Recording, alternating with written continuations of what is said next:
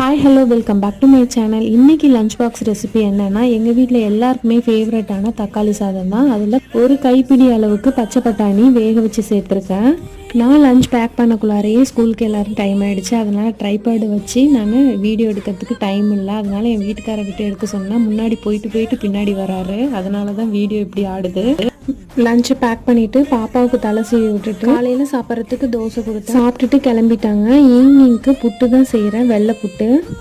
Evening வந்ததும் கண்டிப்பாக சாப்பாடு சாப்பிட மாட்டாங்க, ஸ்நாக்ஸ் தான் சாப்பிடுவாங்க. அப்போ ஃபில்லிங்காகவும் இருக்கணும், ஹெல்த்தியாகவும் இருக்கணுன்றதுக்காக வீட்டிலே இருக்கிற அரிசி மாவை வச்சு புட்டு தான் செஞ்சேன். அரிசி மாவை ஏற்கனவே வறுத்து வச்சுருந்தேன். அதில் நான் உப்பு தண்ணி தெளித்து கொஞ்சமாக தேங்காய், துருவின தேங்காவை சேர்த்து இட்லி பானையில் வேக வச்சு எடுத்துட்டேன்.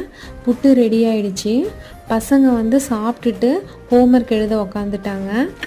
இந்த வீடியோ உங்களுக்கு பிடிச்சிருக்குன்னு நம்புகிறேன். தேங்க்யூ ஃபார் வாட்சிங்.